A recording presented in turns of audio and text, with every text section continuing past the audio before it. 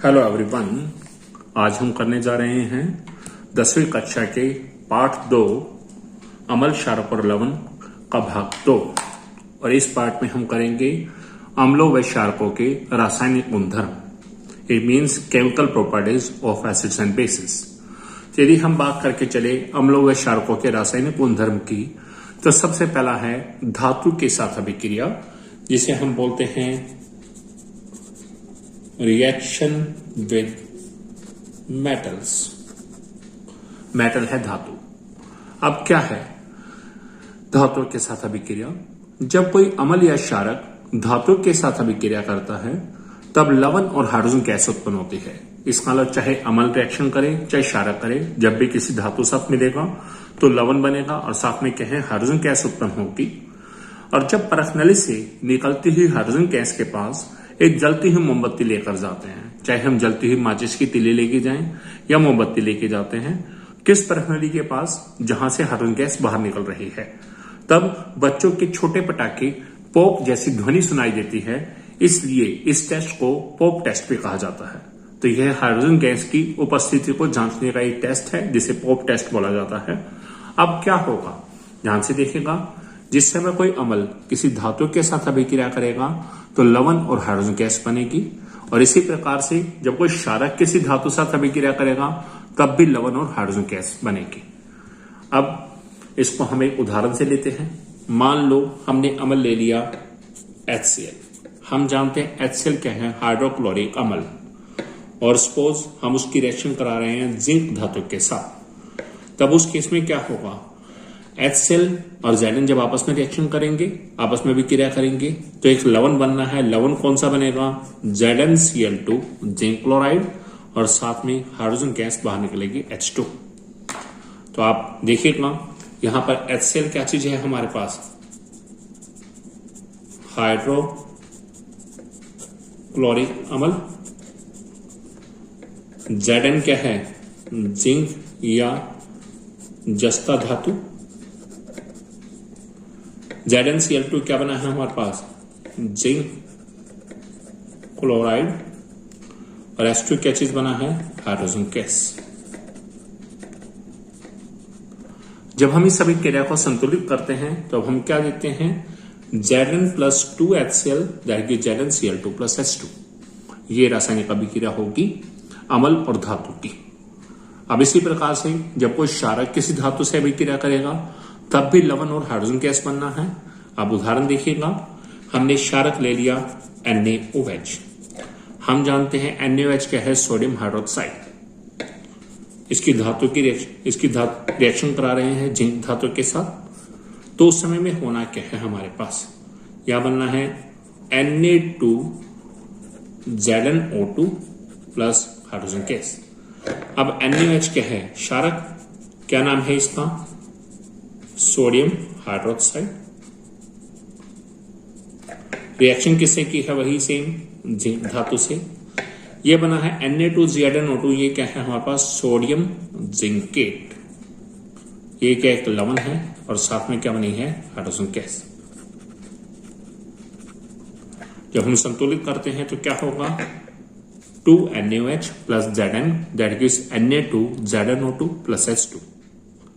अब यहां पर एक खास बात क्या है कि जो अम्ल की धातु साथ रिएक्शन है या क्षारक की धातु के साथ रिएक्शन है, क्या सभी धातुएं इस अभिक्रिया को शो करेंगी, सभी धातु इसको प्रदर्शित करेंगी? तो याद रखिएगा, ये अभिक्रियाएं सभी धातुओं के साथ संभव नहीं है।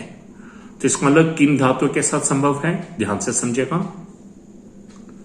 हमने पिछले चैप्टर में विस्थापन अभिक्रिया के टाइम पे एक सक्रियता श्रेणी पढ़ी थी। केदारनाथ का माली आलू जरा फीके से पकाता है, और चाप कॉपर HgAgAuPt। सो सक्रियता श्रेणी में हाइड्रोजन तत्व के नीचे आने वाली धातुएं कौन सी धातुएं, चाप वाली CHAAP, C mean copper, H mean Hg, mercury या पारा, A mean Ag, A mean Au, P mean Pt। जो ये सभी धातुएं हैं हाइड्रोजन तत्व के नीचे पाई जा रही है सक्रियता श्रेणी में। तो सक्रियता श्रेणी में हाइड्रोजन तत्व के नीचे आने वाली धातुएं कम अभिक्रियाशील होती हैं, और वे अम्ल व क्षारक के साथ मिलकर यह अभिक्रिया प्रदर्शित नहीं करती। तो याद रखिएगा, जो धातुएं उस श्रेणी में हाइड्रोजन से ऊपर हैं वे धातुएं इस अभिक्रिया को प्रदर्शित करेंगी, और जो धातुएं हाइड्रोजन के नीचे हैं वो धातुएं इस अभिक्रिया को प्रदर्शित नहीं करेंगी। इसलिए हम ये नहीं कहेंगे कि सभी धातुएं अम्ल व क्षारक के साथ मिलकर लवण और हाइड्रोजन गैस बनाती हैं। आप इसमें बताएंगे जो धातुएं हाइड्रोजन से ऊपर पाई जा रही हैं सक्रियता श्रेणी में, केवल वही धातुएं अम्ल व क्षारक के साथ मिलकर हाइड्रोजन गैस उत्पन्न करती हैं।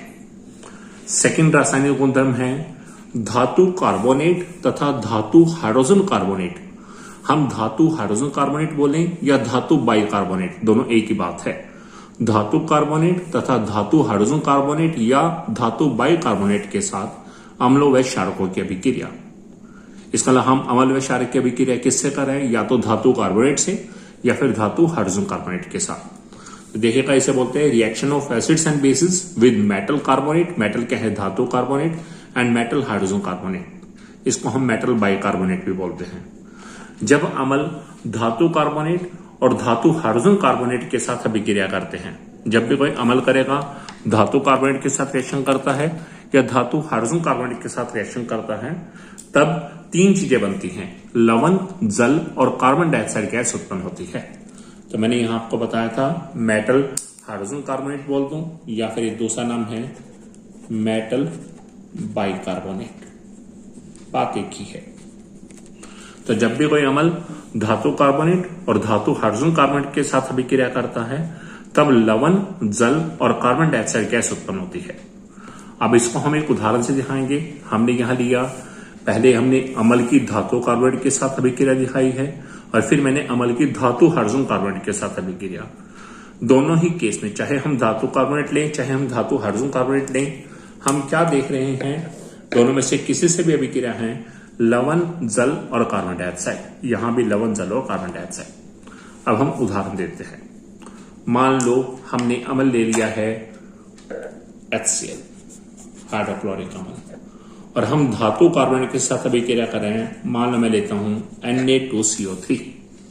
Na2CO3 क्या है, सोडियम कार्बोनेट। जब इसके साथ अभिक्रिया करेगा तो वो बनाएगा लवण। लवण क्या बनेगा, NaCl, सोडियम क्लोराइड। साथ में बनेगा जल। जल का सूत्र क्या है, H2O, और साथ में कार्बन डाइऑक्साइड CO2। जब हम इस रिएक्शन को संतुलित करेंगे तो क्या आएगा, ये चीज HCl plus 2Na2CO3 that is Na2CO3 plus 2HCl that is 2NaCl plus water plus CO2। अब Na2CO3 क्या है, यहां पर सोडियम कार्बोनेट। कार्बोनेट क्या है, जिसमें CO3-2 आयन पाए जा रहे हैं, ये आयन, ठीक है। तो उन्हें बोलते हैं धातु कार्बोनेट। तो सोडियम कार्बोनेट साथ रिएक्शन की किसने, हाइड्रोक्लोरिक अम्ल ने। तो तीन चीजें बनाई, सोडियम क्लोराइड लवण,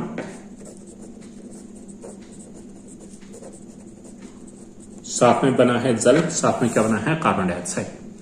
अब यही हम रिएक्शन किससे कर रहे हैं, धातु हाइड्रोजन कार्बोनेट के साथ। अब की बार हमने अम्ल ले लिया, मान लो H2SO4, और धातु हाइड्रोजन कार्बोनेट क्या लिया है, NaHCO3। NaHCO3 को हम बोलते हैं यहां पर सोडियम हाइड्रोजन कार्बोनेट।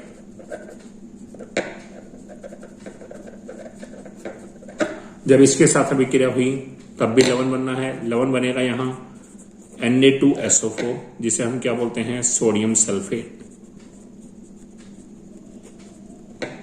साथ में जल H2O, साथ में कार्बन डाइऑक्साइड CO2।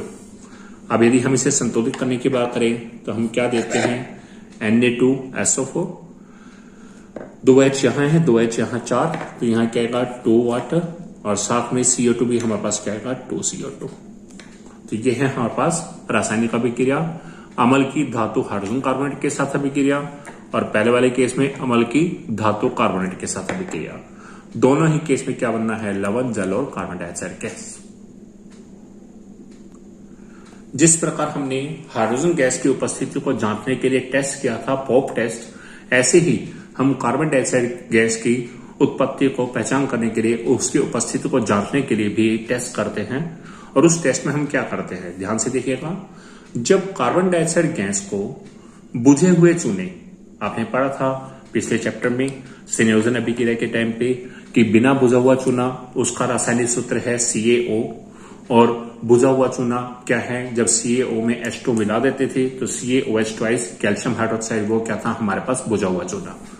तो जब कार्बन डाइऑक्साइड गैस को बुझे हुए चूने के विलयन में से प्रवाहित किया जाता है, हमने क्या करा, कार्बन डाइऑक्साइड गैस को बुझे हुए चूने का विलयन यानी कि CaOH ट्वाइस में से प्रवाहित किया तो उसका रंग दुधिया हो जाता है और यह दुधिया रंग कैल्शियम कार्बोनेट के बनने के कारण होता है। आप जरा देखिएगा, बुझे हुए चूने का विलयन क्या है, CaOH ट्वाइस।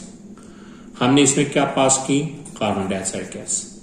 जैसे ही हम इसमें से कार्बन डाइऑक्साइड गैस प्रवाहित करते हैं तो क्या बनेगा, CaCO3 कैल्शियम कार्बोनेट, साथ में क्या बनेगा, H2O जल।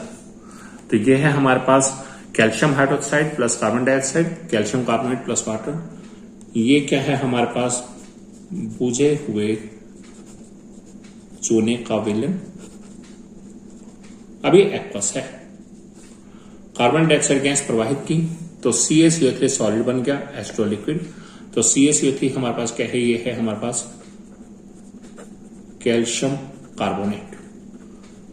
हम जानते हैं कैल्शियम कार्बोनेट किसका नाम है, चूना पत्थर, मार्बल, संगमरमर, चाक, इनका है और वो सभी सफेद रंग के होते हैं। इसलिए जो हमारे पास विलयन है उसका रंग कैसा हो जाएगा, दुधिया हो जाएगा और वो किसकी वजह से होगा, कैल्शियम कार्बोनेट के बनने के कारण। अब आगे देखिएगा, जब अत्यधिक मात्रा में कार्बन डाइऑक्साइड गैस प्रवाहित की जाती है तब यह दुधिया रंग समाप्त हो जाता है। जो शुरुआत में दुधिया रंग आया है परखनली में, हमने कार्बन डाइऑक्साइड गैस और अधिक मात्रा में गुजार दी तो ये दुधिया रंग समाप्त हो जाता है और यह विलयन दोबारा से रंगहीन हो जाता है। जो बुझे हुए चूने का विलयन है वो शुरू में रंगहीन था, यानी कि उसमें कोई रंग नहीं था, पहले वो दुधिया हो गया। अब मैंने और कार्बन डाइऑक्साइड पास की, कार्बन डाइऑक्साइड को गैस गुजारी तो वो दोबारा से विलयन कैसा हो जाता है, रंगहीन हो जाता है, यानी कि उसका रंग समाप्त हो जाता है और यह कैल्शियम हाइड्रोजन कार्बोनेट के बनने के कारण होता है। अब कैसे हुआ ये चीज देखिएगा, हमारे पास पहले ये विलयन बना था CaCO3 और H2O, हमने ये लिया CaCO3 H2O। अब इसमें हमने कार्बन डाइऑक्साइड और अधिक मात्रा में प्रवाहित की तो CO2 और प्रवाहित की, तो उस केस में क्या होगा, कैल्शियम हाइड्रोजन कार्बोनेट का निर्माण होगा CaHCO3 ट्वाइस। इसे हम बोलते हैं कैल्शियम हाइड्रोजन कार्बोनेट। और मैंने आपको बताया है हाइड्रोजन कार्बोनेट बोल दो या बाइकार्बोनेट, बात एक ही है। इसे हम कैल्शियम बाइकार्बोनेट भी बोलते हैं, कैल्शियम बाइकार्बोनेट।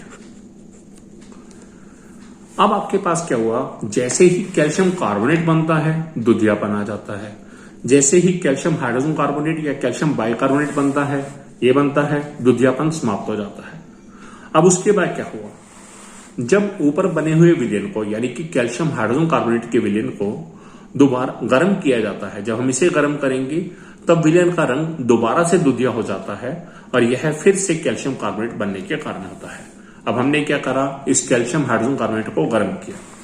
जब हम इसको गर्म करेंगे तो क्या होगा, CaHCO3 ट्वाइस, तीर के निशान के ऊपर लिखेंगे, गर्म करने पर क्या होगा, इस रिएक्शन का उल्टा हो जाएगा। पहले ये मिलके ये बनाया था, अब उल्टा होगा तो CaHCO3 ट्वाइस टूटेगा, क्या बनाएगा, CaCO3 H2O और CO2। और मैंने आपको बताया है जैसे ही CaCO3 बनेगा कैल्शियम कार्बोनेट बनेगा, विलयन का रंग दोबारा से दुधिया हो जाता है।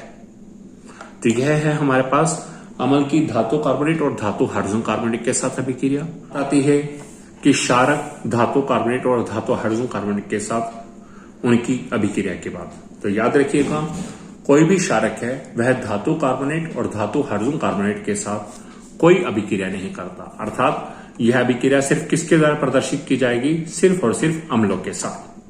कि अम्ल है वही केवल धातु कार्बोनेट या धातु हाइड्रोजन कार्बोनेट से अभिक्रिया करेंगे, क्षारक ऐसी अभिक्रिया प्रदर्शित नहीं करेंगे। अब थर्ड रासायनिक गुण है अम्ल एवं क्षारक की परस्पर अभिक्रिया।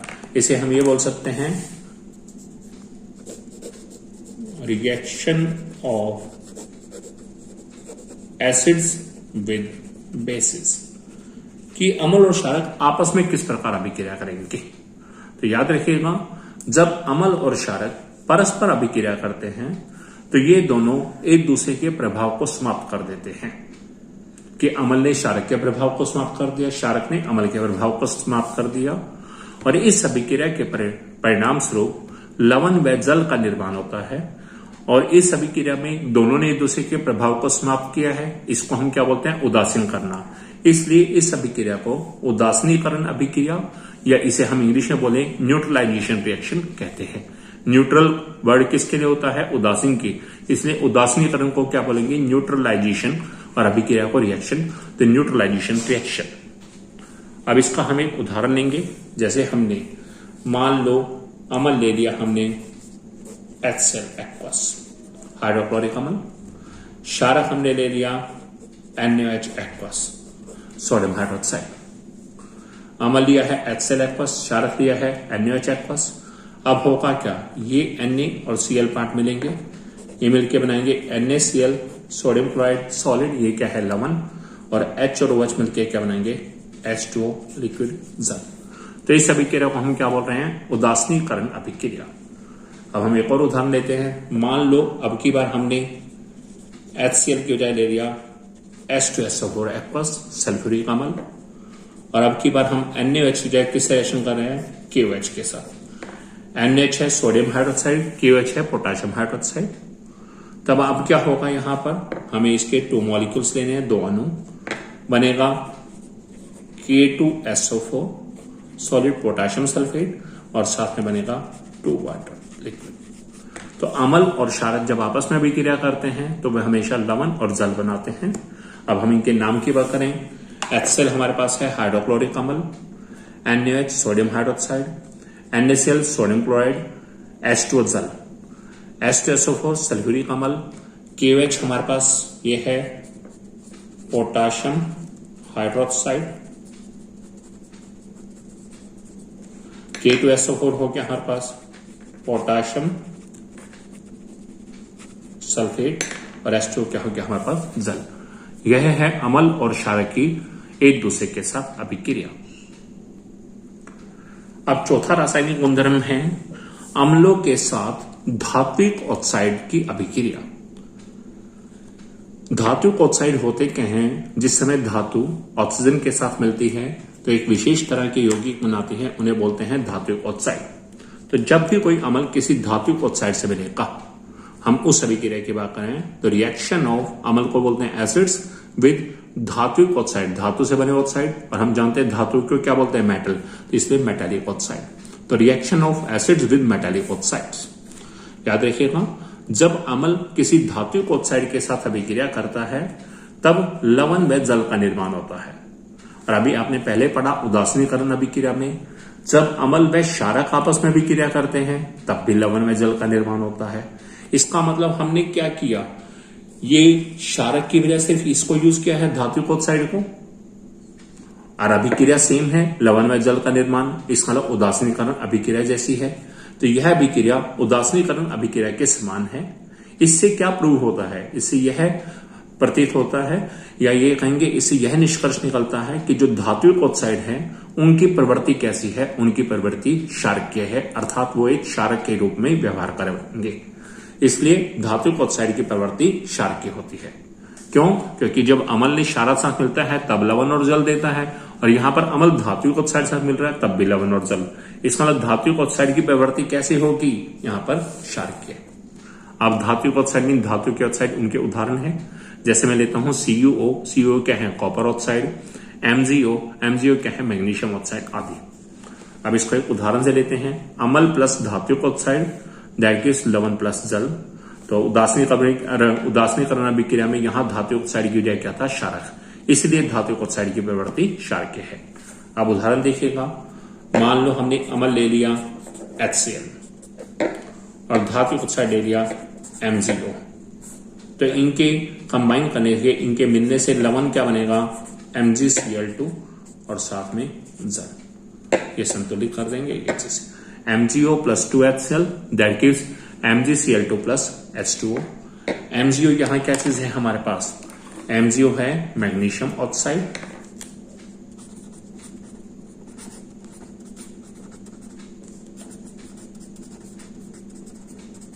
और MgCl2 क्या चीज है हमारे पास, मैग्नीशियम क्लोराइड। यह थी हमारे पास अम्लों की धात्विक ऑक्साइड के साथ अभिक्रिया। अब हमारे पास लास्ट रासायनिक गुणधर्म है क्षारकों के साथ अधात्विक ऑक्साइड की अभिक्रिया। अब धातु को बोलते हैं मेटल, अधातु को बोलते हैं नॉन मेटल। तो अधात्विक ऑक्साइड क्या होंगे, नॉन मेटेलिक ऑक्साइड। और किसके साथ अभिक्रिया है, क्षारक के साथ। क्षारक को बोलते हैं बेस। तो reaction of basis with non metallic oxide. अब देखिएगा, जब भी क्षारक अधात्विक ऑक्साइड के साथ अभिक्रिया करते हैं तब लवण व जल का निर्माण होता है। लवण व जल का निर्माण होता है। तो यह अभिक्रिया भी कैसी है, उदासीनीकरण अभिक्रिया के समान। उदासीनीकरण अभिक्रिया में क्या मिला था, अम्ल क्षारक के साथ मिला था, उसने लवण और जल बनाया था। अब यहां क्षारक अम्ल की बजाय किससे मिल रहे हैं, अधात्विक ऑक्साइड से, और यहां ये भी बना रहे हैं लवण और जल। इसका मतलब क्या प्रूव होगा कि अधात्विक ऑक्साइड हैं वो अम्ल की तरह व्यवहार करते हैं। इसका मतलब अधात्विक ऑक्साइड की प्रवृत्ति अम्लीय होती है। तो यह अभिक्रिया भी उदासीनीकरण अभिक्रिया के समान है, इसलिए अधात्विक ऑक्साइड की प्रवृत्ति अम्लीय होती है। याद रखिएगा, धात्विक ऑक्साइड की प्रवृत्ति क्षारकीय होती है और अधात्विक ऑक्साइड की प्रवृत्ति अम्लीय होती है। उदाहरण देखिए, अधात्विक ऑक्साइड मैंने लिया CO2 carbon dioxide, SO2 sulphur dioxide आदि। अब इसका एक उदाहरण से देखते हैं। मान लो हमने क्षारक ले लिया NaOH, अधात्विक ऑक्साइड ले लिया CO2 कार्बन डाइऑक्साइड। तो इनके मिलने से लवण बनेगा Na2CO3 सोडियम कार्बोनेट, और साथ में बनेगा जल। तो ये हमारे पास क्या बना है, सोडियम कार्बोनेट।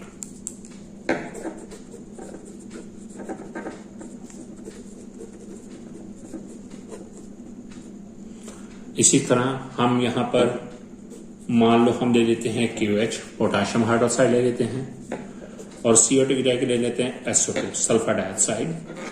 तो उस समय लवण बनेगा K2SO3 साथ में H2O। सो यहां पर KOH क्या था हमारे पास, पोटाशियम हाइड्रोक्साइड,